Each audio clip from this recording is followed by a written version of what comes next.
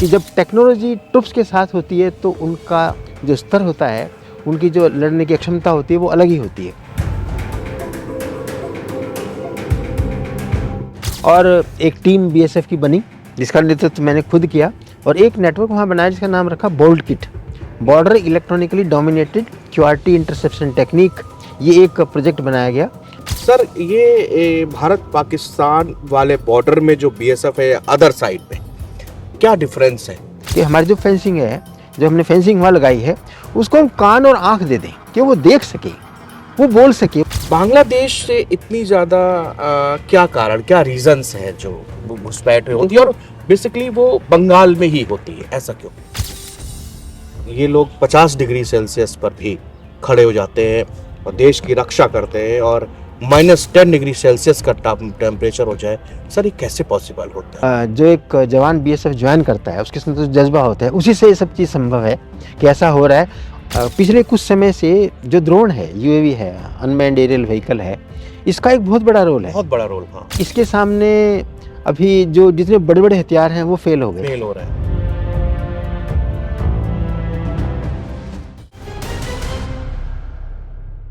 नमस्कार, जय Hind, Vande Mataram. Navbharat times podcast में आपका स्वागत है। आपके साथ मैं हूं विनीत त्रिपाठी।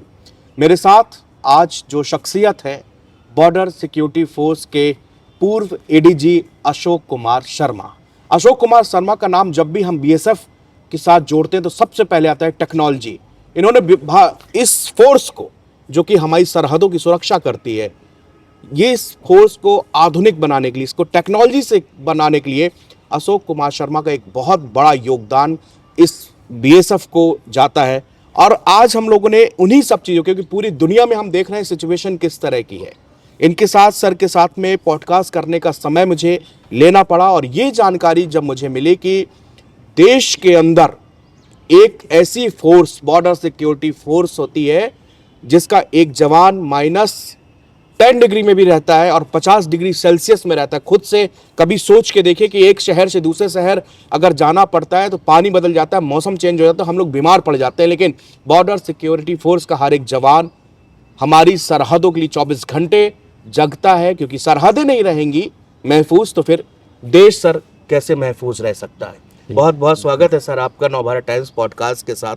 सर, मैं शुरुआत करना चाहता हूँ कि आपकी इस बीएसएफ में, अगर मैं कहूं कि जो आपने सन 82 से लेकर 2019 तक आपने बहुत कुछ बदलते देखा, इस बीएसएफ को बदलते हुए देखा, सबसे ज़्यादा टेक्नोलॉजी को लेकर आप बहुत आगे आए, आपने स्टेप उठाए कि बीएसएफ हमारी जो है वर्ल्ड की ऐसी फोर्स बने जो सबसे ज़्यादा आधुनिकता के साथ टेक्नोलॉजी माहिर हो। सर, ये सोच कहाँ से डेवलप हुई और क्या, कौन कौन से ऐसे आपके बड़े ऑपरेशंस थे और टेक्नोलॉजी को लेकर क्या था जिसमें आपको उसमें सक्सेस मिली आपको?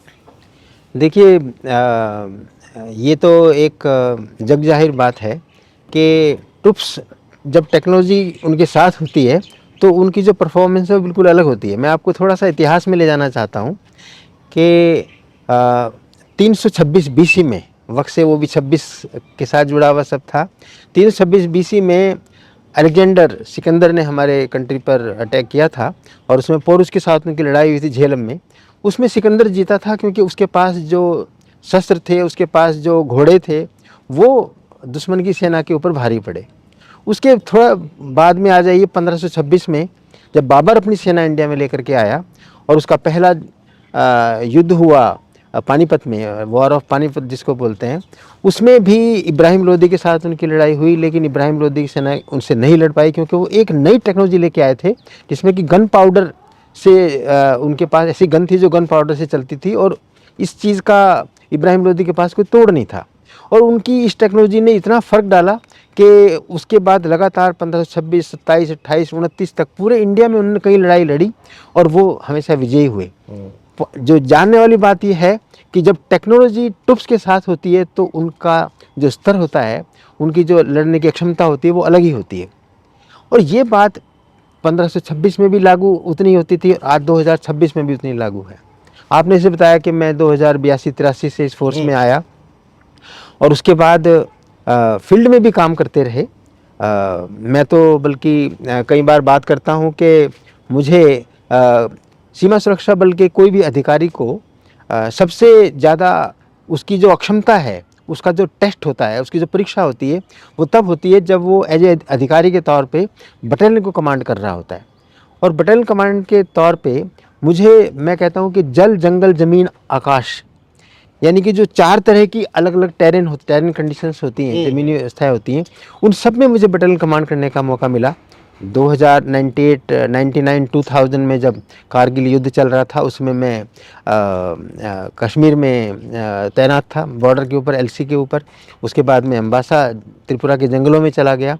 उसके उपरांत मैं धुबरी के ब्रह्मपुत्रा रिवर के उस एरिया में आ गया जहाँ पानी ही पानी था, समुद्र की तरह। उसके बाद मैं ज़मीन एरिया में भी चला गया जहाँ पर कि मुझे हर तरह की परिस्थितियों में मुझे ट्रुप्स को कमांड करने का मौका मिला, देश की सीमाओं की सुरक्षा करने के लिए। तो मुझे अलग अलग जगह रह करके पता चला कि अलग अलग तरह की जो चैलेंजेज आते हैं ट्रुप्स को, उनको हल करने का, उनको एक अक्षमता के साथ उनको हल करने का तरीका यही है कि उनके पास सही टेक्नोलॉजी होनी चाहिए। देखिए, हथियार और बाकी चीज़ें तो ज़रूरत है ही, कपड़ा चाहिए, जूते चाहिए, रहने के लिए घर चाहिए, वो तो बेसिक नेसेसिटीज़ हैं। लेकिन जब बात आए कि हमारे सामने एक परिस्थिति है जिसको कि हमें टैकल करना है, लॉ एंड ऑर्डर सिचुएशन है या बॉर्डर गार्डिंग है, तो वहाँ पर अलग अलग परिस्थितियों में अलग अलग टेक्नोलॉजी अपना एक रोल निभाती है। और इसमें मैं बड़ा अपने आप को सौभाग्यशाली समझता हूँ कि ख़ास तौर पे आपने पूछा कि कहाँ पर मुझे टेक्नोलॉजी का बहुत ज़्यादा काम करने का मौका मिला, कि वर्ष 2003 से और 2007 तक मैं धुबरी में ब्रह्मपुत्रा रिवर के ऊपर जो बॉर्डर का एरिया है, जो लगभग 63.4 किलोमीटर का एरिया है, जो बीनाचर से शुरू होता है और मेघालय साइड में जो एक शिशुमारा करके जगह है, वहाँ तक का एक एरिया है, लगभग 65 किलोमीटर का एरिया है। और इस एरिया में सीमा सुरक्षा बल को अपने काम करने का एक अलग ही किस्म का चैलेंज है, क्योंकि वहाँ पर सूखा एरिया भी है जिसे चारलैंड बोलते हैं, और वहाँ पानी भी है जिसमें जो ब्रह्मपुत्रा की ट्रिब्यूटरीज, ब्रह्मपुत्रा की जो चैनल्स वहाँ पर बहते हैं, और वहाँ पर कोई बिजली की व्यवस्था नहीं है नदी के अंदर, वहाँ कोई नेटवर्क उस समय नहीं था, अभी मुझे मालूम नहीं है, पर वहाँ कोई कम्युनिकेशन नेटवर्क नहीं था, डेटा नेटवर्क नहीं था। तो बहुत ही सीमित साधनों से वहाँ काम करना पड़ता था। उसके बाद 2007 के बाद 2014-15 में जब मैं दिल्ली में आया और मैं जो टेक्निकल विभाग है उसमें इंस्पेक्टर जनरल के तौर पे काम कर रहा था, तो उस समय ये चैलेंज मिला कि जो ब्रह्मपुत्रा नदी है उसके ऊपर एक सर्वेलेंस नेटवर्क बनाया जाए, और उस सर्वेलेंस नेटवर्क को बना के ऐसा किया जा सके कि ताकि कहीं भी कोई हलचल हो, कोई भी किसी किस्म की एक्टिविटी हो, उसको सर्वेलेंस नेटवर्क से पकड़ा जा सके। किस तरह की एक्टिविटी उस जगह पे होती थी, जरा सा बताएं। क्या बॉर्डर से सीमा पार से लोग आते थे, जाते थे, या फिर क्या स्मगलिंग की भी बात, कुछ ऐसी क्या एक्टिविटीज़ वहाँ पर? देखिए, ऐसा होता है कि बॉर्डर पर दो ही चीज़ हैं जिनको किया जाता है कि जो बॉर्डर के दोनों तरफ लोग रहते हैं, उनकी कुछ इधर के रहने वालों की लोग ज़रूरत ऐसी होती है जो उधर से पूरी हो सकती है, उधर वालों की ज़रूरत इधर से हो सकती है। तो वो अपनी कई बार छोटी छोटी चीज़ों के लिए, ज़रूरतों के लिए आपस में इस तरह की चीज़ें करते हैं कि जैसे उनको नमक चाहिए और नमक उस तरफ नहीं है, तो वो दूसरी तरफ से नमक लेने की कोशिश करेंगे।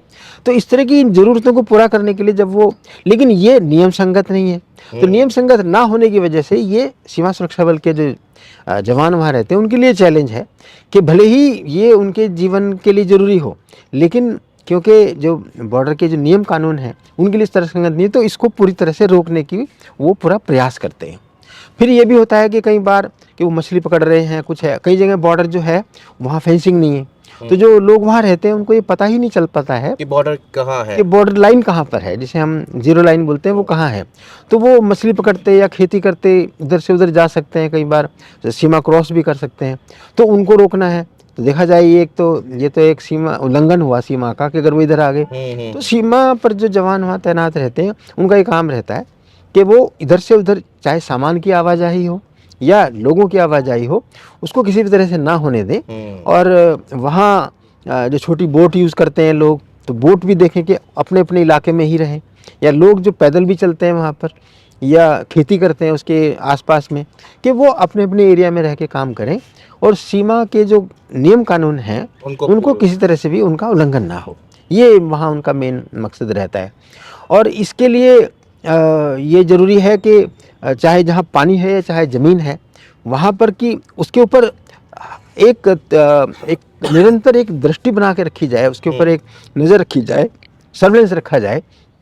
उसी के लिए रखा गया था कि वहाँ पर एक नेटवर्क, सर्वेलेंस नेटवर्क बनाने की बात रखी गई और एक टीम बीएसएफ की बनी जिसका नेतृत्व मैंने खुद किया और एक नेटवर्क वहाँ बनाया जिसका नाम रखा bolt kit, border electronically dominated QRT interception technique. ये एक प्रोजेक्ट बनाया गया और इसको बनाने में लगभग 2 वर्ष लगे और 2018-19 में इसका उद्घाटन किया माननीय राजनाथ सिंह जी, जो उस समय गृह मंत्री थे देश के। उन्होंने इसका उद्घाटन किया था और ये एक बहुत बड़ा प्रोजेक्ट था और एक बहुत बड़ा चैलेंज था जिसको सीमा सुरक्षा बल की जो टेक्निकल टीम थी और दूसरे लोगों ने मिल करके इसे पूरा किया उस समय। और ये प्रोजेक्ट उस समय किया गया जो एक बहुत बड़ी अचीवमेंट थी बीएसएफ के लिए। और इस प्रोजेक्ट का जो नाम रखते थे वैसे CIBMS इसको कहते थे, comprehensive integrated border management system, CIBMS। ये बीएसएफ में और भी बहुत जगह लगाए गए।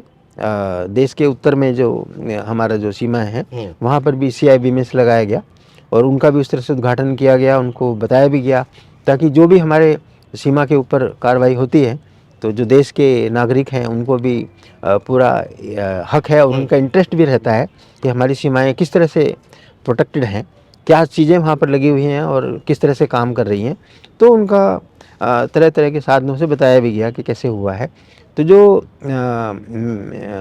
बॉर्डर के ऊपर जो तकनीकी या जो टेक्नोलॉजी आई उसमें जो सर्वेलेंस नेटवर्क आया, चाहे वो CIBMS के थ्रू आया जैसे आया, वो एक बीएसएफ की बहुत बड़ी देन थी और एक बीएसएफ की बहुत बड़ी उपलब्धि थी उस समय, जिसमें कि मैं जुड़ा रहा और मैं भी अपने आप को बहुत अच्छा समझता हूँ कि मुझे उसके साथ मिलके काम करने का मौका मिला, ये प्रोजेक्ट पूरे किए।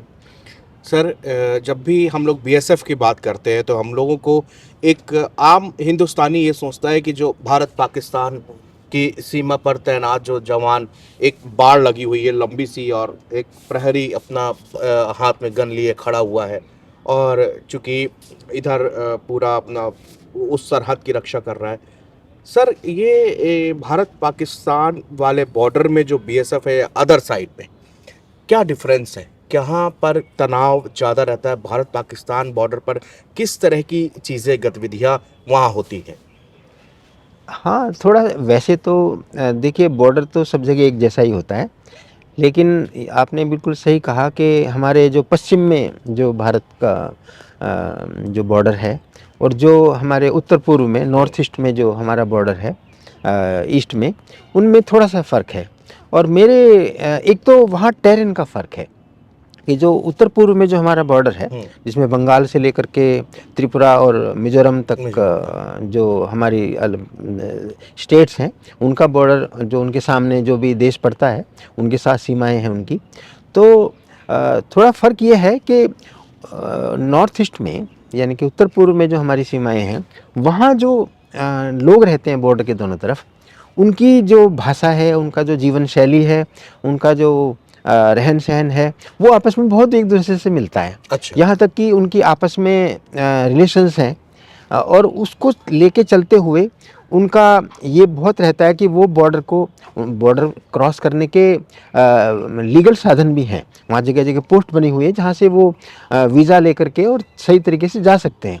लेकिन ये भी एक बात रहती है कि वो कभी ये इन तरीकों को फॉलो ना करके और सीधा भी क्रॉस करके अपने लोगों से मिल सके। उस समय ऐसा था कि कई जगह तो बॉर्डर पर ऐसा था कि एक गांव आधा इंडिया में है और आधा दूसरे देश में है। तो सही सी बात है कि एक ही गांव के आदमी दो तरफ रहते हैं तो वो आपस में उनके संबंध रहेंगे, उनमें आपस में कार्रवाई होती रहेगी, मिलना जुलना आना जाना रहता रहेगा। तो ऐसी चीज़ों में बीएसएफ के लिए बहुत बड़ा चैलेंज था वहाँ पर। लेकिन जो हमारा वेस्टर्न साइड में जो हमारा बॉर्डर है वो बॉर्डर बहुत अच्छा वेल डिमार्केटेड बॉर्डर है और इस तरह की वहाँ पर कोई परिस्थिति नहीं है कि वहाँ पर के कोई ऐसा हो कि गांव जो आधा इधर है आधा उधर है। हाँ। इस तरह का बहुत कम है और ऐसी भी समस्या नहीं है कि इधर के लोग उधर के लोग आपस में बहुत उस तरह जुड़े हुए हों। हाँ, यहाँ यहाँ एक इस तरह की बात ज़रूर है जो हमारा वेस्टर्न साइड में बॉर्डर है कि क्योंकि वेस्टर्न साइड में जो हमारे दूसरा देश है उससे आगे दूसरे और भी देश हैं, तो वहाँ पर जो स्मगलिंग की एक्टिविटी है वो बड़े लेवल की एक्टिविटी हो सकती है। तो उसके लिए वहाँ पर एक जो सर्वेलेंस है वो उसी तरह का सर्वेलेंस रखा जाता है कि इस तरह की कोई एक्टिविटी ना हो जो मादक पदार्थ हैं या गोल्ड से रिलेटेड है, इस तरह की चीज़ों को रोका जाए। तो वहाँ पर जो बॉर्डर है, अच्छा लैंड बॉर्डर है, तो वहाँ पर जो फेंसिंग है वो बहुत अच्छे लेवल की है और वहाँ इस तरह की सभी चीज़ें लगाई गई हैं कि किसी भी तरह से क्रॉसिंग को नहीं होने दिया जा सके। और जो फेंसिंग है वो फेंसिंग भी ज़्यादा अच्छी कंडीशन की फेंसिंग है। जबकि हमारे नॉर्थ ईस्ट में जो बॉर्डर है वहाँ जगह जगह नदियाँ हैं, चाहे वो बंगाल है, चाहे वो असम है, जहाँ पर है वहाँ बॉर्डर में पानी का बहुत सारा ऐसा है कि जहाँ पर नदियों की वजह से क्या है कि जो हमारी फेंसिंग है उसमें निरंतरता जो रहती है, कॉन्टिन्यूटी रहती है, उसमें बहुत जगह फ़र्क पड़ जाता है, गैप्स आ जाते हैं। और जहाँ भी गैप्स आ जाते हैं, कई जगह पहाड़ियाँ हैं, तो उनकी वजह से ऐसे वल्नरेबल गैप्स क्रिएट हो जाते हैं जहाँ पर सर्वेलेंस रखना भी एक अपने आप में चैलेंज होता है। और जहाँ इस चीज़ का भी एक अंदेशा रहता है कि जो इधर के या उधर के लोग हैं वो उस गैप से क्रॉस कर सकते हैं। तो उसके लिए तो जो बॉर्डर की बनावट है नॉर्थ ईस्ट में और जो बॉर्डर की बनावट वेस्टर्न में, उसमें आपस में फ़र्क है और उसे वो यही एक बड़ा फ़र्क है दोनों तरफ में। इस तरह तनाव भी अलग अलग होता होगा कुछ कि पाकिस्तान हाँ, बॉर्डर है तो हम लोग सुनते रहते हैं, खबरें आती हैं यहाँ ये इन्होंने फायरिंग कर दी, या भारत पाकिस्तान का मैच हुआ कभी तो उन्होंने कहा कि यार रेंजर्स जो है वहाँ से और बीएसएफ को, ऐसा भी कभी सुनने में होता है रियलिटी में कि सब हम सुनते ही हैं। देखिए ये सब चीज़ें तो मीडिया में सब दिखते ही हैं जिस तरह की हैं। और आपने देखा होगा कि हमारे जो एक वाघा बॉर्डर के ऊपर जो एक इवेंट होती है उससे इवेंट में आपने देखा होगा कि किस तरह से दोनों तरफ के जो लोग हैं उनमें आपस में किस तरह से जोश रहता है अपने अपने देश के लिए, वो अपने देश के लिए करते हैं, हमारे देश के लोग हैं उनमें भी आपस में जोश रहता है। तो जिस तरह से दो परिवार होते हैं और उनके बीच में जो आपस में एक रिलेशनशिप होती है, उनके बीच में जो एक इक्वेशन होती है, उसमें फ़र्क होता है। अब दूसरे दो परिवार ले लो, उनके बीच में आपस में इक्वेशन अलग होगी, दूसरे दो। तो अलग अलग परिवारों में आपस में जो संबंध होते हैं, उनकी जो रिलेशनशिप होती है वो फ़र्क होता है। वैसे ही देशों के बीच में भी ऐसा ही होता है। दुनिया के कोई भी दो देश ले लो, उनके बीच में जो आपस में आवागमन होता है, उनके बीच में जो आपस में रिलेशनशिप होती है वो एक अलग किस्म की होती है। तो सही बात है, वेस्टर्न साइड में जो हमारा बॉर्डर है उस तरफ के दोनों तरफ के जो लोग हैं उनके बीच में जो इक्वेशन है वो अलग है। और जो ईस्टर्न साइड में जो हमारे बॉर्डर है उसके तरफ जो लोग रहते हैं उनकी भाषा, उनका रहन सहन, खाना पीना, आपस में तौर तरीके वो अलग हैं। तो लिहाजा दोनों की आपस में जो संबंध, दोनों तरफ जो वो वातावरण है, जो एटमॉस्फेयर है वो दोनों तरफ थोड़ा अलग है, उनके जगह के अनुसार अलग है थोड़ा। सर स्मार्ट फेंसिंग, इसको अगर आप बता पाएं, क्योंकि आपको बहुत बड़ा श्रेय जाता है स्मार्ट फेंसिंग को अप्लाई करने के लिए। किस तरह की सर हम अपनी सरहदों को मतलब और ज़्यादा सुरक्षित कर सकते हैं? स्मार्ट फेंसिंग का वो आइडिया क्या था सर, वो कॉन्सेप्ट क्या था? देखिए क्या है कि जब हम सिखलाई होती है, जब ट्रेनिंग होती है ऑपरेशंस की, तो उसमें सिखाया जाता है कि एक जब भी कोई आदमी आ रहा है जा रहा है, चाहे युद्ध के सिचुएशन हो या वैसे हो, तो उसको रोकने के लिए पहले एक ऑब्स्ट्रक्शन लगाई जाए, एक बैरियर लगाया जाए। और उस बैरियर को, ताकि जो आदमी चल के आ रहा है वो सीधे न चल के आ जाए, किस तरह से उसको रोका जाए, ऑब्स्ट्रक्ट किया जाए। और उसको फिर जहाँ से ऑब्स्ट्रक्शन हो रहा है उसके ऊपर हम वो रखें, उसके ऊपर नज़र रखें कि वो कर ना सके। तो बॉर्डर है, बॉर्डर में हमारी मेन, बॉर्डर के ऊपर या सीमाओं के ऊपर हमारा मेन काम क्या है? मेन काम ये है कि इधर के लोग उधर नहीं जाएं और उधर के लोग इस तरफ ना आए, क्योंकि दोनों देश अलग देश हैं और एक दूसरे के आने जाने का एक तरीका है, एक सिस्टम है जो फॉलो करें, पासपोर्ट है, वीज़ा है, उसको फॉलो करें। तो उसके लिए फेंसिंग लगाई गई। अब जो फेंसिंग लगाई गई, जो बारबेड वायर फेंसिंग लगाई गई, वो फेंसिंग तो डम्ब है। डम्ब का मतलब ये है कि आप सीधे जाएंगे तो आपको रोक रही है, लेकिन अगर आप कुछ तरीका इस्तेमाल करते हैं, आप कोई इस तरह का कोई सिस्टम बनाते हैं कि आप उसके ऊपर से निकल के चले जाएं या उसको काट के चले जाएं या उसके नीचे चले जाएं, ठीक है, आप जा सकते हैं।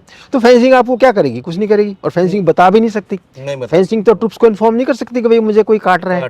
फेंसिंग ये नहीं बता सकती भाई नीचे से कोई टनल बना के जा रहा है या ऊपर से फेंक रहा है कोई सामान, नहीं बता सकती, क्योंकि फेंसिंग तो डेफ एंड डम्ब है। वो तो बस रोक सकती है, बोल नहीं सकती, सुन नहीं सकती, देख नहीं सकती।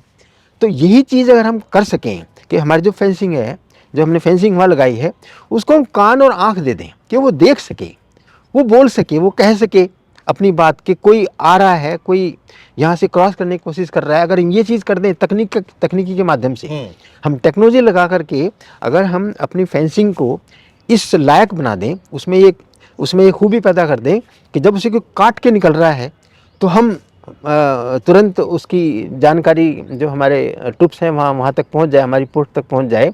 या अगर कहीं गैप है, कई जगह मैंने बताया कि हर जगह फेंसिंग नहीं बन सकती, कहीं पर ज़मीन इस तरह की फेंसिंग नहीं बन सकती, कहीं जगह नदी है, नाला है, फेंसिंग नहीं बन सकती, तो वहाँ जो गैप है उस गैप से कोई क्रॉस न कर सके, तो वहाँ हम इस तरह के यंत्र लगाएं कि उसका पता लगाया जा सके। तो स्मार्ट फेंसिंग का मतलब यही है कि जहाँ पर भी बॉर्डर के ऊपर जो एक्टिविटी हम देखो, जो एक आदमी होता है, ह्यूमन बीइंग होता है, उसकी अपनी सीमाएं हैं, कितना दूर तक देख सकता है, किस वातावरण में देख सकता है, रात को देख सकता है नहीं देख सकता है, धुंध में देख सकता है नहीं देख सकता है, कितनी दूर चल सकता है। तो ये सारी सीमाएं, जहाँ आदमी की जो आँख कान नाक सुनने की जो क्षमताएं, जहाँ उनकी लिमिट है, उससे आगे जब जाना है वहाँ टेक्नोलॉजी की जरूरत पड़ती है। तो फेंसिंग में जो इस तरह की चीज़ें लगाई गई सर्विलेंस के लिए, जिससे कि फेंसिंग के साथ कोई भी किसी तरह का कोई व्यवहार करता है दूसरा आदमी, तो इसकी जानकारी हमारे ट्रूप्स को हो सके, ये स्मार्ट फेंसिंग है। तो इसके लिए क्या क्या किया गया कि सबसे जो मेन काम है कि कैमरे लगाए गए, लेकिन कैमरे की भी अपनी एक लिमिट है कि एक निरंतर पूरी अगर 10,000 किलोमीटर की या 5,000 किलोमीटर की फेंसिंग है तो एक एक इंच को देखा नहीं जा सकता, इतने सारे कैमरे नहीं लगाए जा सकते। कैमरे लगे होंगे तो उन कैमरों को देखा कैसे जाएगा, उन कैमरे की जो फीड आ रहा है उसको कैसे चेक किया जा सकेगा। तो फिर उसके साथ में दूसरी ऐसी चीज़ें हैं जैसे रडार हैं, या एक सिस्टम होता है जैसे कहते हैं IRIDS है, उनको लगाया जाता है, या इस तरह की टेक्नोलॉजी को लगाया जा सकता है कि अगर फेंसिंग है, अगर किसी ने फेंसिंग को काटा या फेंसिंग को उसने खींच दिया या फेंसिंग को मोड़ा, तो वो तुरंत उसकी जो अलार्म वहाँ पर बज जाए और कैमरा जो है तुरंत उस जगह पहुँच जाए जहाँ पर फेंसिंग के साथ कुछ किया जा रहा है। तो ये जो दो टेक्नोलॉजी हैं कि जहाँ फेंसिंग नहीं है वहाँ एक इस तरह का एक इनविजिबल वॉल बनाई जा सके जो दिखाई ना पड़ रही हो, जो आदमी वहाँ से क्रॉस करे उसको ना पता चले, लेकिन जब कोई आदमी वहाँ से क्रॉस कर रहा है तो वो सिस्टम उसको देख रहा है और तुरंत उसकी जानकारी वहाँ पर पहुँच जाए, जिसको तो इसके लिए सिस्टम था जिसे IRIDS बोलते थे, इंफ्रारेड इंट्रूजन डिटेक्शन सिस्टम, जिसमें जो इंफ्रारेड लाइट है उसका एक पर्दा सा बना दिया जाता था, उसके बीच से कोई क्रॉस करता तुरंत उस जानकारी मिल जाती थी। इस तरह से जो फेंसिंग है, फेंसिंग में इस तरह की चीज़ें लगाई गई कि अगर कोई फेंसिंग को काट रहा है, जिसे हम एंटी कट बोलते हैं, काट रहा है तो काटने की तुरंत जानकारी जो है वो सबसे पहले हमारे कंट्रोल रूम में चली जाती है, हमारे कैमरे एक्टिव हो जाते हैं और तुरंत उस जानकारी से हमारे ट्रूप्स को लग जाती है ताकि वो एक्टिव हो जाते हैं और जो भी घटना हो रही है उसे रोक सकते हैं, उसके खिलाफ कार्रवाई कर सकते हैं।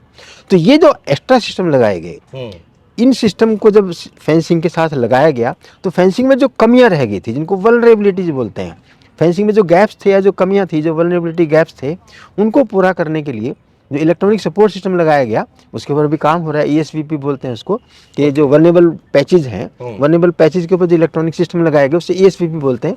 तो पिछले कई सालों से इसके ऊपर काम चल रहा है कि ESVP लगाए जा रहे हैं और मुझे सर ये ईस्टर्न वेस्टर्न दोनों तरफ, हाँ ये दोनों तरफ लगाए जा रहे हैं। तो उसमें मेन कैमरा उसका सिस्टम है, लेकिन कैमरे के साथ में जब ये सिस्टम लगेंगे कि जो गैप्स हैं उसको कवर करने के लिए एक सिस्टम हो, वो भी एक वल्नरेबल पैच है, और जहाँ गैप नहीं है लेकिन फेंसिंग है, लेकिन फेंसिंग को भी नुकसान पहुँचाया जा सकता है, तो उसको नुकसान से बचाने के लिए उसका भी एक सिस्टम लग सकता है ताकि फेंसिंग कटे या फेंसिंग को तोड़ा मरोड़ा जाए, कोई आदमी उसके साथ में वैसा व्यवहार करे तो उसकी भी जानकारी कंट्रोल रूम में जा सके। ये सिस्टम जब लग जाएंगे तो जो उसको हम बोलते हैं कि ये स्मार्ट फेंसिंग है। सर जब भी एक बहुत मुद्दा होता है घुसपैठ का, घुसपैठ एक हमेशा से रोहिंग्या घुसपैठ हो गई है, बांग्लादेश से बहुत ज़्यादा घुसपैठ होती है, तो इसमें फिर अभी जब बंगाल में हाल फिलहाल में sir SIR special intensive revision चलाया गया, उसमें बहुत बड़े पैमाने पर जो लोगों को देखा गया कि वो लोग अपने आप चूँकि वो फॉर्म भरने थे वो लोग अपने घर छोड़ के जाने लगे।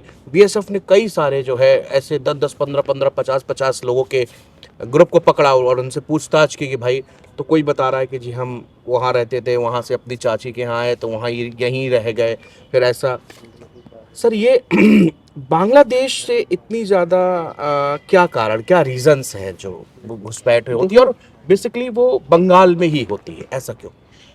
देखो बंगाल में होती है वैसे तो जो बॉर्डर पर होने वाली घटनाएं हैं, चाहे वो इलीगल इन्फिल्ट्रेशन है या स्मगलिंग है, वो बंगाल में भी होती है, दूसरी जगह भी होती है, पूरी दुनिया में होती है। ऐसे ही घटनाएं होती हैं क्योंकि एक ह्यूमन टेंडेंसी है कि जो चीज़ की उसको ज़रूरत लगती है कि ये मुझे करना चाहिए, मुझे वहाँ जाना चाहिए, मुझे ये चीज़ ले लेनी चाहिए, वो करने की पूरी कोशिश करता है। क्रिमिनल एक्टिविटी है, तो ये देश के अंदर भी होती है, देश के बाहर भी होती है, देश की सीमाओं पर भी होती है। जहाँ तक खास बात आपने जो पॉइंट बताया कि इलीगल इन्फिल्ट्रेशन का, जी। तो वो एक ये है कि हालांकि हमारे जो ट्रुप्स बॉर्डर के ऊपर रहते हैं, उनका पूरा प्रयास रहता है कि एक एक इंच और एक एक जगह को वो जितनी उनकी क्षमता है उससे उसके ऊपर निगरानी रखें और किसी भी आने जाने वाली घटना को तुरंत रोकें और अगर ज़रूरत पड़े तो उसके ऊपर कार्रवाई करें और करते हैं।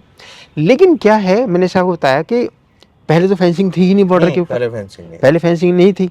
मुझे याद है कि मैं 1983-84 में जब बॉर्डर पे गया था, असम बॉर्डर पे, तो फेंसिंग लग रही थी वहाँ पर उसमें। तो लगते लगते उसको 20-30 साल लग गए और अभी तक भी आपने न्यूज़ में सुना होगा कि बहुत ऐसी सारी ऐसी जगह हैं जहाँ बंगाल में फेंसिंग लग नहीं पाई, ज़मीन नहीं मिल पाई या जो भी कारण रहे हों, अभी भी बहुत जगह फेंसिंग नहीं है। अब जहाँ फेंसिंग नहीं है, अच्छा कई जगह पानी है, अब सुंदरबनी जो एरिया है, हाँ वहाँ सर यही नाले हैं, नालों से नाले हैं और पूरा पानी ही पानी है। हाँ। अब पानी के इस तरफ में एक आदमी बोट लेके घूम रहा है, वो अपने दूसरे देश में है, थोड़ी देर में अगर वो बोट को चला करके इधर आ गया तो कैसे पता लगेगा। और फिर तो इस तरह की बहुत सारी जगह हैं जहाँ पर यही काम आती है जो आप बता रहे हैं, टेक्नोलॉजी। हाँ, तो जहाँ ऐसा है कि निरंतर पूरे स्ट्रेच के ऊपर एक टकटकी लगा के निगाह रख करके करना कई बार ह्यूमनली पॉसिबल नहीं है। तो जहाँ ऐसा पॉसिबल नहीं है, इसका मतलब वहाँ ऐसा हो सकता है कि कभी मौका पड़ करके एक ऐसा आदमी जो बहुत डिटरमिन्ड है कि मुझे क्रॉस करना ही है, तो वो किसी भी तरह से करके क्रॉस कर जाए, ऐसा संभव है, ऐसा हुआ होगा। तभी मैं सुन रहा था कि पिछली जो हमारी इंडिपेंडेंस डे का फंक्शन था, उसमें हमारे प्रधानमंत्री ने ये बात कही थी कि एक हाई पावर डेमोग्राफिक कमीशन एक बनाने की बात थी कि हमारे देश में सीमा के आसपास जो गांव हैं वो, और इवन सीमा के अंदर भी आप देखें बेंगलोर, दिल्ली, बड़े बड़े शहरों में, वहाँ बाहर से बहुत सारे लोग आकर के रह रहे हैं। अब वो कहाँ से आए, बॉर्डर से आए, कहाँ से आए, वो एक अलग विषय है, लेकिन आए हैं, ऐसे लोग वहाँ रह रहे हैं कि इनको अब वो हमारे जो देश के रिसोर्सेज हैं, हमारे जो नए नौजवान आ रहे हैं, उनको नौकरियाँ चाहिए और उनको रहने के लिए घर चाहिए। तो जो जितने भी हमारे पास में रिसोर्सेज हैं वो उन रिसोर्सेज को शेयर करते हैं। तो वो ऐसा ना हो और हमारी ये इस तरह की समस्या ना आए, इसके लिए सरकार जागरूक है, सरकार काम कर रही है और इस तरह की चीज़ें हो रही हैं। लेकिन साथ साथ में ये भी हो रहा है कि गवर्नमेंट हमारे बॉर्डर्स को, जो पोरोसिटी है बॉर्डर की, जो वल्नरेबल गैप्स हैं, उनको और अच्छे से कवर करने के लिए जो भी अच्छे से अच्छी टेक्नोलॉजी वहाँ लग सकती है वो लगाई जा रही है और भविष्य में और अच्छी टेक्नोलॉजी लग जाएगी। तो मुझे पूरा विश्वास है, क्योंकि मैं इस तरह के प्रोजेक्ट के साथ जुड़ा रहा हूँ, कि एक दिन ऐसा आएगा कि बॉर्डर से किसी भी किस्म की एक सिंगल भी क्रॉसिंग नहीं हो पाएगी शायद, अगर पूरी टेक्नोलॉजी लग जाती है, जो कि अभी लग रही है, जिसका लगाया जाना जरूर चालू है। देखो बॉर्डर के ऊपर जो जियोग्राफिकल प्रॉब्लम्स हैं, जैसे नदी है कोई या नाला है या कोई पहाड़ी इस तरह की है जहाँ फेंसिंग नहीं लग सकती है, या कई जगह ऐसा भी है कि जंगली जानवर हैं, जैसे हाथी हैं, वो फेंसिंग लगाने नहीं देते हैं, उनकी कॉरिडोर बनानी पड़ती है। ऐसे बहुत सारे इशू हैं जो फेंसिंग बनाने में प्रॉब्लम क्रिएट करते हैं। तो उनको पूरा करने के लिए टेक्नोलॉजिकल सॉल्यूशन लगाने की बात होती आई है। BSF बहुत समय से इसके ऊपर लगी, अभी भी काम चल रहा है। जब मैं और आप बात कर रहे हैं, सीमाओं के ऊपर बहुत जगह कार्य चल रहा है कि जो टेक्नोलॉजिकल सॉल्यूशन लगाए जा रहे हैं। और मैं समझता हूँ कि भविष्य में और ऐसी टेक्नोलॉजी बन रही होंगी। जैसे मैंने बताया कि ख़ास तौर से जो बॉर्डर में वल्नरेबिलिटीज़ हैं, जिसे वल्नरेबल पैच बोलते हैं, VP बोलते हैं, वो VP दो तरह के हैं। एक वो जहाँ फेंसिंग बन ही नहीं पाई, खाली है, गैप है। एक वो फेंसिंग है, लेकिन वहाँ जो लोग इस तरह के रहते हैं कि खाली फेंसिंग होना काफ़ी नहीं है, उस फेंसिंग के साथ हमें कैमरे और ऐसी चीज़ें लगानी है कि कोई व्यक्ति काट करके निकल रहा हो, उसको तोड़ करके निकल रहा हो, तुरंत वो पकड़ा जा सके। और दूसरे वो जहाँ पर फेंसिंग नहीं है, तो वहाँ इस तरह की चीज़ लगाए कि उस गैप से अगर वो छिप करके ख़राब मौसम में वहाँ से निकलने की कोशिश करे तो सिस्टम उसको तुरंत पकड़ ले। तो जब ये चीज़ें कैमरे के साथ लग जाएंगी तो मुझे पूरा विश्वास है कि बॉर्डर में किसी भी किस्म की क्रॉसिंग या किसी किस्म का इलीगल इन्फिल्ट्रेशन बिल्कुल पूरी 100% रोका जा सकेगा।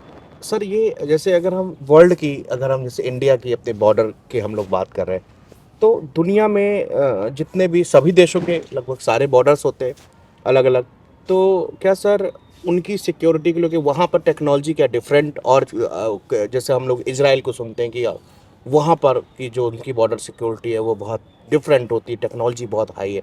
तो सर कभी जैसे हम लोग भी उसकी स्टडी करते होंगे, और फिर कि अमेरिका में क्या है यार, वो मैक्सिको को कैसे कंट्रोल करते होंगे वहाँ पर, ये तो इन सबको भी लगातार कंपेयर करा जाता होगा सर। मैं आपको बताता हूँ कि सन 2014-15 में एक बीएसएफ ने ये जो CIBMS था, comprehensive integrated border management system, ये एक प्रोजेक्ट शुरू किया था।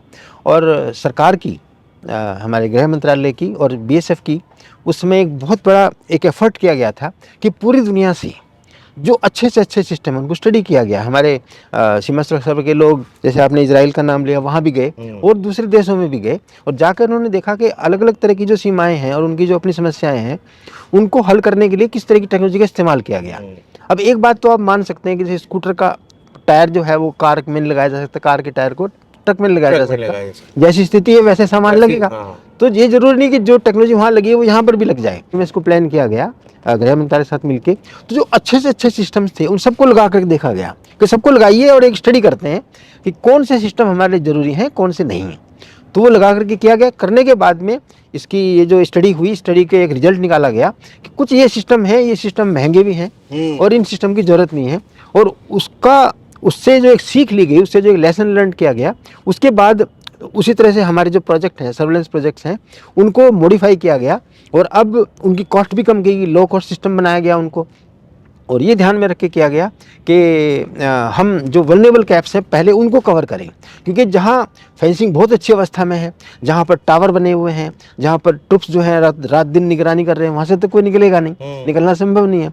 लेकिन जहाँ पर ऐसी इस तरह की परिस्थितियाँ हैं कि या तो हमारे ट्रुप्स वहाँ पर बहुत अच्छे तरीके से बैठ नहीं सकते हैं कि वहाँ ऐसा कीचड़ है या कुछ इस तरह की चीज़ें हैं, या वहाँ पर फेंसिंग की हालत बहुत अच्छी है या फेंसिंग है ही नहीं, वल्नरेबल पैच है, तो उनके लिए अब ये मतलब काम चल रहा है। तो उसके लिए अभी इस तरह के सिस्टम बनाए गए हैं जहाँ पर कैमरे लगाए जा रहे हैं।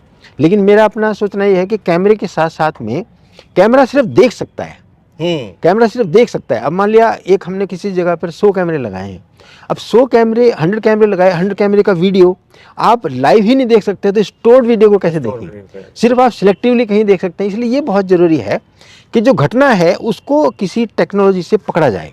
जहाँ भी घटना हो रही है, वो घटना क्रॉसिंग की हो, वो घटना तार काटने की हो, वो घटना तार को मोड़ने की या उसकी घटना हो, उसको पकड़ा जाए ताकि जहाँ जरूरी है उसको वो चीज़ छूटनी नहीं चाहिए। ठीक है। तो कैमरे के अलावा जो डिटेक्शन टेक्नोलॉजी है, कैमरा एक वेरीफाइंग टेक्नोलॉजी है, कैमरे से वेरीफाई कर सकते हैं। मेरे 100 कैमरे लगे, किसी ने बोला फला जगह से आज लगता है कि कोई क्रॉसिंग हो गई है, तो कैमरे को तुरंत लगा के आप चेक कर सकते हैं, वहाँ फला कैमरे की वीडियो देखिए, आप देख लेंगे, वेरीफाई किया आपने। लेकिन आप 100 कैमरे से ये नहीं पूछ सकते कि भाई बताइए किस कैमरे से क्रॉसिंग हुई, 1 से लेकर 100 तक का पूरा वीडियो देखो। अब या तो एक आदमी देखे, वो ह्यूमनली पॉसिबल नहीं है कि आप सारी वीडियो देखें और 24 घंटे की वीडियो देखें। अब 24 घंटे की तो चलेगी, तो अगली 24 घंटे की तैयार हो गई, तो इतनी वीडियो आप देख ही नहीं सकते, वीडियो आप स्टोर में ही रह जाएगी।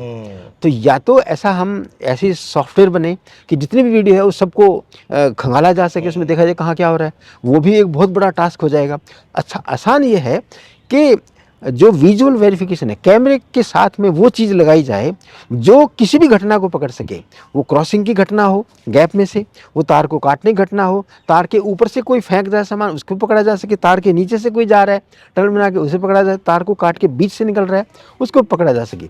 जब ये चीज़ें कैमरे के साथ लग जाएंगी, हमारा बॉर्डर 99% सिक्योर हो जाएगा, और कोई और साधन हो जाए तो हो जाए, वरना बॉर्डर से जो क्रॉसिंग है वो पूरी तरह से रुक जाएगी। सर बीएसएफ को लेकर, बीएसएफ के सोल्जर्स को लेकर, जवानों को लेकर एक बात कही जाती कि ये लोग 50 डिग्री सेल्सियस पर भी खड़े हो जाते हैं और देश की रक्षा करते हैं, और -10 डिग्री सेल्सियस का टेम्परेचर हो जाए, सर ये कैसे पॉसिबल होता है? ये एक जुनून होता है। मैं आपको बताता हूँ, मैंने आपको बताया था कि 1999 से लेकर के और 2000 तक में बहुत हाइट में जो कश्मीर की सबसे ऊंची हाइट्स हैं वहाँ रहने का मौका मिला। और कई बार ऐसा हुआ कि हम पोस्ट में पहुँचे और जा कर के बैठे, तो एक जो वहाँ पर ट्रुप्स हैं उन्होंने बताया कि इसमें -25 डिग्री सेंटीग्रेड टेम्परेचर है। और तभी मैं देख रहा हूँ कि 25 डिग्री सेंटीग्रेड टेम्परेचर है, 30 फीट 40 फीट बर्फ है। जो पोस्ट है वो तो जमीन के अंदर है, हमने कहा पोस्ट नहीं नजर आ रही, बर्फ ही बर्फ है। पोस्ट तो 20 फीट 30 फीट नीचे है, वो जो मकान है पूरा गायब है, बर्फ ही बर्फ है। और जवान तब भी आंधी में लेके इस तरह से खड़ा हुआ है। ये एक जोश है जवानों का, ये जज्बा है जिससे वो इतना ऐसा कर पाते हैं। और एक चीज़ ये सीमा सुरक्षा बल के जो जवान हैं, आपने सही बोला कि रेगिस्तान की 50-55 डिग्री सेंटीग्रेड का टेम्परेचर, और इसके अलावा नॉर्थ ईस्ट में जहाँ मच्छर हैं, जहाँ तरह तरह की जोक दलदल, हैं, कीड़े हैं, उनके बीच में भी एक जवान पूरे जोश के साथ में रह के काम करता है। तो ये जो एक जवान बीएसएफ ज्वाइन करता है, उसके साथ जो जज्बा होता है, उसी से ये सब चीज़ संभव है कि ऐसा हो रहा है। और हमारे जो जवान हैं सीमा सुरक्षा बल के और दूसरे भी, उनको मतलब पूरा श्रेय जाना चाहिए इस चीज़ का कि जो वो एक देश के लिए एक जो बहुत अलग किस्म का काम करे, एक अलग किस्म की सेवा दे रहे हैं, जैसे कि हम सब लोग देश के सुरक्षित हैं, अंदर बैठ के अपना अपना काम कर पा रहे हैं बिना किसी उसके। तो ये एक बहुत बड़ा सीमा सुरक्षा बल का काम है, एक बहुत बड़ा योगदान है देश के लिए। क्योंकि मैं पढ़ रहा था कि 1999 में कारगिल का युद्ध हुआ और उस समय देश की सेना लड़ रही थी और सारे जो अपनी बीएसएफ थी साथ मिलकर जो है पूरी चाहे वो मैसेज कलेक्ट करना हो, चाहे वो सरहदों को बारीक से उसकी पेट्रोलिंग करना हो, पूरे सेना के साथ मिलके उस समय बीएसएफ लड़ा युद्ध। हाँ देखो, आपने जो मिलकर के युद्ध करने वाली बात बताई कि जब युद्ध जैसी परिस्थितियाँ होती हैं तो सीमा सुरक्षा बल जो हमारी सेनाएं हैं उनके साथ मिल जाती है और मिल करके वहीं रहती है। मुझे भी कई बार उनके साथ मिल के ऑपरेशन करने का मौका मिला, उसको हम आर्मी ऑप्स कमांड बोलते हैं। उनके साथ रह के वहीं पर उनके साथ हम ऑपरेशन करते हैं। उनका मेजर रोल होता है, हम उनके कामों में उनके साथ जुड़ करके मदद करते हैं, तो ये काम होता है। हाँ, ये एक चीज़ ज़रूर है कि जब शांति की परिस्थिति होती है, पीसफुल एटमॉस्फेयर होता है, उस समय सारा काम बीएसएफ आगे रहती है और वो अपना काम करती है। और जो आपने बताया कि कुछ परिस्थितियां ऐसी रहती हैं सीमा के ऊपर में कि उनको बताया नहीं जा सकता, उनको किसी को पता भी नहीं, कहते जरूर हैं कि टेम्परेचर इतने से इतना है, वो है। मैं आपको बताता हूँ कि अभी वहाँ रोड बन गई त्रिपुरा में, जो अम्बासा के आगे का जंगल है, गंडाचेरा से आगे जो जगह है, वहाँ पर कुछ पोस्टों में हम जाते थे, मैं कमांडेंट था उस समय। तो पोस्टों में जाते थे, जैसे एक पोस्ट से दूसरी पोस्ट तक जब जाते थे तो लगातार दौड़ते रहते थे। आप ऐसे चल करके नहीं जा सकते। क्यों? दौड़ते रहते थे। दौड़ते इसलिए रहते थे कि मक्खियाँ ऐसे इधर जाती थी और मक्खी आएगी आपको यहाँ काट करके चली जाएगी, आपको पता नहीं चलेगा। अगर आप खड़े हो गए तो वो मधुमक्खियाँ भी नहीं है, वो इस तरह के जानवर हैं वहाँ कि वो इस तरह की छोटी छोटी मक्खियाँ रहती हैं कि वो आकर के बैठते बैठते काट जाती हैं वो। तो जवान जो है जब एक पोस्ट से दूसरी पोस्ट जाता है तो वो कॉन्स्टेंटली दौड़ता रहता है ताकि वो बचा सके अपना। बचा रहे उसको। हाँ। उसके बाद और तरीके बनाए गए बाद में कि जाली दी गई, इस तरह कवर दिया गया ताकि वो काट नहीं सके। इस तरह की समय के साथ साथ परिस्थितियां, समय के साथ साथ उनको अच्छी ड्रेस, अच्छी एडवांस सिस्टम दिए जाते हैं, अभी इम्प्रूव हो उस समय से। लेकिन उस समय था ऐसा, मैं बता रहा हूँ 2000 की कि उस समय इस तरह की चीज़ें थी। तो शुरू शुरू में जब जब बहुत अच्छे साधन नहीं थे सीमाओं के ऊपर और उसमें जंगल था और वैसी परिस्थिति जो ओरिजिनल थी, उस समय में सीमा सुरक्षा बल के जवानों ने, उस समय के जवानों ने जो काम किए, मतलब वो बहुत ही अविस्मरणीय और बहुत ही सराहनीय काम। सर आप बॉर्डर फिल्म सर जो आई जिसमें सनी देओल और वो बीएसएफ की वो सीन जो सुनील शेट्टी ने उस समय की धरती माँ पे मैं सो रहा हूँ, वो आज भी दिन ऐसा सीन है सर कि कभी बॉर्डर फिल्म आती है वो सुनील शेट्टी का कि इसी धरती ने मुझे रक्षा करता हूँ, इसी यही धरती मेरी माँ है, इसी की पूजा करता हूँ। और वो उसी रेत में वो जाके जैसलमेर की कहानी वो पूरा लेट जाते हैं। तो उधर से हम लोग महसूस कर पाते हैं कि एक सीमा सुरक्षा बल जो एक नाम है, एक बीएसएफ की बॉर्डर सिक्योरिटी फोर्स, उसको अपनी ज़मीन से इतना मोहब्बत, वो कैसी कहाँ हर परिस्थिति में, जैसे आपने बताया कि जो चाहे वो बर्फ़ से ढकी हुई हो, चाहे वो बिल्कुल रेगिस्तान में आपकी हर जगह तो आप जा ही चुके हैं, आपसे कोई छूटा नहीं है। सर ये रेगिस्तान में किस तरह की चैलेंजेस? रेगिस्तान में एक बड़ा चैलेंज तो गर्मी का है और इसके अलावा चलने का भी एक चैलेंज है वहाँ पर, क्योंकि वहाँ जो सैंड ड्यून्स होते हैं, हालांकि अब तो इस तरह की गाड़ियाँ आ रही हैं जो सैंड ड्यून्स के ऊपर भी चल सकती हैं, वरना पुराने समय में ऊँट जो था वही एक ऐसा साधन था जिसको लेकर के जिसके तरीके जाया जा सकता था। और बहुत पहले 80s में 90s में जब हम लोग राजस्थान या गुजरात में मैं रहा हूँ, उस समय तो ऊँट से ही सब लोग आना जाना करते थे और ऊँट एक किस्म का एक बहुत बड़ा रिसोर्स था। ऊँट के ऊपर ही सारी ज़िंदगी चलती थी, जीवन चलता था वहाँ, चाहे वो चलने की बात हो या ऑपरेशन करने की बात हो। तो मेरे हिसाब से गर्मी और चलना फिरना ये एक सबसे बड़ा चैलेंज है, चैलेंज है। जहाँ पर रेगिस्तान है, दूसरा है। और उसके लिए अभी तरह तरह के सॉल्यूशंस आ रहे हैं, तरह तरह की सुविधाएं दी जा रही हैं उनको वो करने के हाँ, लिए। कि रेत में भी और रेगिस्तान में जो मोटे पहियों की गाड़ी हाँ, छोटी छोटी वो मोटे पहियों की गाड़ी हैं, ऑल टेरेन व्हीकल हैं, ऑल्टरनेट है। इस तरह के वो रहते हैं। तो यही मेन चैलेंज है राजस्थान में। अशोक सर, जो मैंने सुना है कैमल के लिए कि बीएसएफ का जो सबसे साथी है वो ऊँट, और कहते हैं कि जब कोई ऑपरेशंस होता है या उसके ऊपर बैठ के ऑपरेशंस करते हैं और अगर दूसरे साइड से कहीं शूट होता है, आवाज़ गोलियों की आती है, तो ऊँट ऑटोमेटिक उनको ऐसा ट्रेन किया जाता है कि वो ज़मीन में लेट जाते हैं जैसे कि दुश्मन को लगे कि वो गिर गया। हाँ, बिल्कुल सही है। एक्चुअली जो ऊँट है वो ऐसा घुल-मिल जाता है सैनिकों के साथ में या सीमा प्रहरी के साथ में कि वो बिल्कुल लगता ही नहीं कि ये एक जानवर है, और जिस तरह से ज़रूरत होती है उस तरह से वो काम करता है।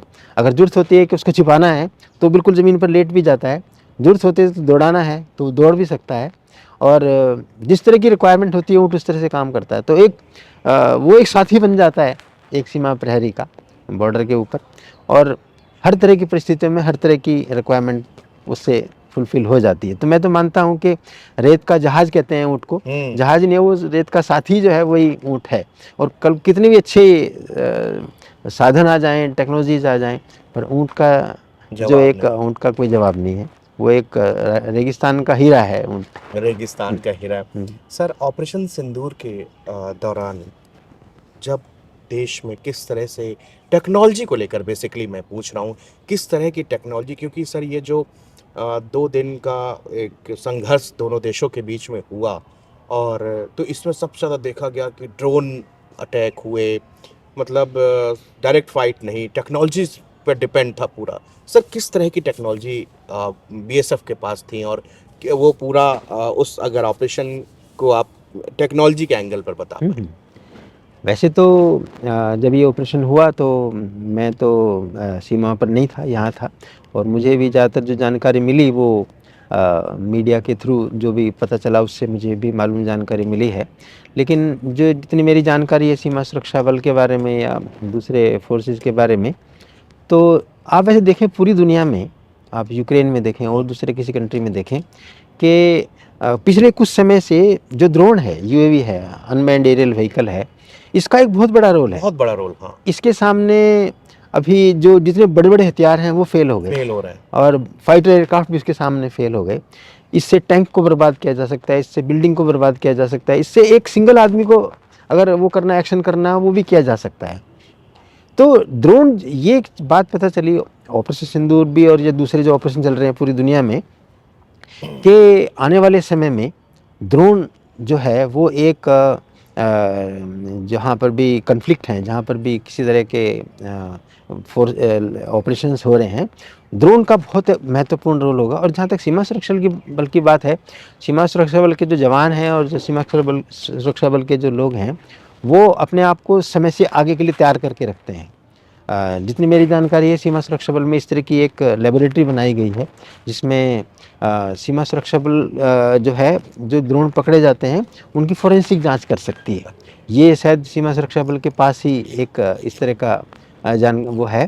तो इसके अलावा सीमा सुरक्षा बल में हर तरह के ड्रोन अवेलेबल हैं। मैंने बताया टीदर ड्रोन सीमा सुरक्षा बल के पास हैं, और दूसरे फिक्स्ड विंग भी हैं, और सब तरह के रोटरी भी हैं, सब तरह के वो हैं। और फिर ड्रोन को पकड़ने के लिए रडार की जो ज़रूरत पड़ती है, और ड्रोन को खिलाफ कार्रवाई करने के लिए जो एंटी ड्रोन सिस्टम्स हैं वो भी बीएसएफ के पास हैं। और बीएसएफ ने अपने भी कुछ ऐसे इम्प्रोवाइज सिस्टम्स बनाए हैं जिनके खिलाफ, जिनको यूज़ करके ड्रोन को नेगेट किया जा सकता है। आपने देखा होगा कि पूरे वेस्टर्न बॉर्डर के ऊपर बहुत जगह ड्रोन को हमारे जवानों ने पकड़ा और पकड़ करके उनको वो किया, उनको न्यूट्रलाइज किया। ज़्यादातर ड्रोन को पकड़ के उनको न्यूट्रलाइज किया गया। कर रहे हैं, हाँ। तो खाली सिंदूर ऑपरेशन नहीं, बल्कि उसके आगे पीछे भी सीमा सुरक्षा बल का ड्रोन के खिलाफ जो एक्शन था वो बहुत ही सराहनीय था, और सभी ने देखा उसको।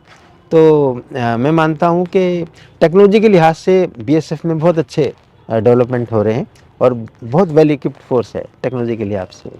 बहुत बहुत शुक्रिया सर, अपना कीमती समय हमको देने के लिए। और मैं चाहूँगा कि हम लोग बीएसएफ के बारे में आपसे कहानियाँ और टेक्नोलॉजी के बारे में आगे भी हम सुनते रहें, क्योंकि हमारे लिए बहुत ज़रूरी है कि देश का हर व्यक्ति, क्योंकि इस समय सर पूरी दुनिया में हम लोग देख रहे हैं कि एक किस तरह का माहौल है। जब से चाहे वो रशिया यूक्रेन हो, मिडिल ईस्ट हो, इधर ईरान हो, अगर आप देखिए हाल फिलहाल में मादरो को किस तरह से 30 मिनट का ऑपरेशन किया गया सर, और तो इस वक्त दुनिया स्तब्ध है और सोच रही है कि पता नहीं कब कैसी सिचुएशन किसी के ऊपर ना पड़े, और इसके लिए सब कोई प्रिपेयर है।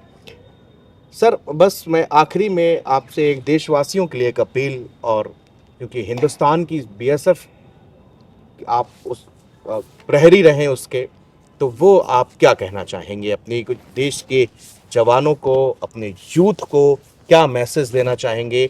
और क्योंकि जो वर्ल्ड की पूरी चीज़ें चल रही हैं, इसको देखते आप अपने देशवासियों से क्या अपील करेंगे? मेरी देशवासियों से यही अपील है कि सीमा सुरक्षा बल को जिस तरह से भी सहयोग दे सकते हैं, भावनात्मक तरीके से उस तरह से जो भी सहयोग दे सकते हैं वो सहयोग दें सीमा सुरक्षा बल को।